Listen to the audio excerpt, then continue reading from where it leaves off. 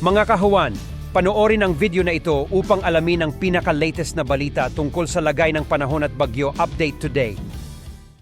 At sa ating latest satellite images, makikita po natin na southwest monsoon o habagat pa rin na nakakaapekto, partikular na dito sa may extreme northern Luzon, yung area po ng Batanes, na makararanas ng generally po na may mga pag-ulan at mga kalat-kalat na mga pag-ulan, pagkilat, pagkulog at maulap na kalangitan dito sa may area ng Batanes.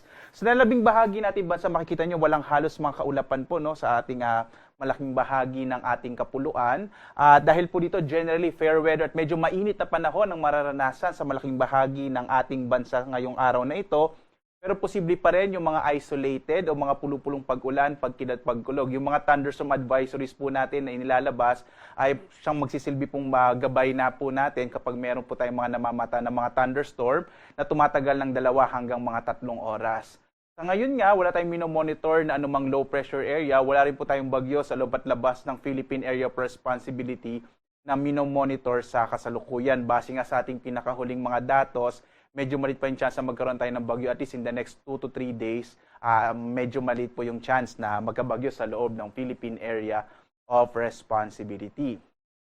Narito naman yung ating inaasang magiging lagay ng panahon susunod na 4 na araw. Nakita po natin magpapatuloy yung maulap na kalangitan na may mga pag-ulan sa may bahagi na extreme northern Luzon, itong Batanes area, dulot ng southwest monsoon o habagat. Pagdating po ng araw ng Martes hanggang Miyerkules, generally fair weather. Medyo mainit pa rin sa malaking bahagi ng ating bansa pagdating na araw ng Martes hanggang Miyerkules, pero posible yung mga thunderstorms sa hapon hanggang sa gabi. Pagdating po ng araw ng Huwebes, posible may mabuong low pressure area sa may silangan ng Luzon. At maaaring magdala ito ng maulap na kalangitan, partikular na sa may bahagi ng Bicol region at ng Eastern Visayas. Muli po, pwede pa naman itong magbago at magbibigay tayo ng mga update.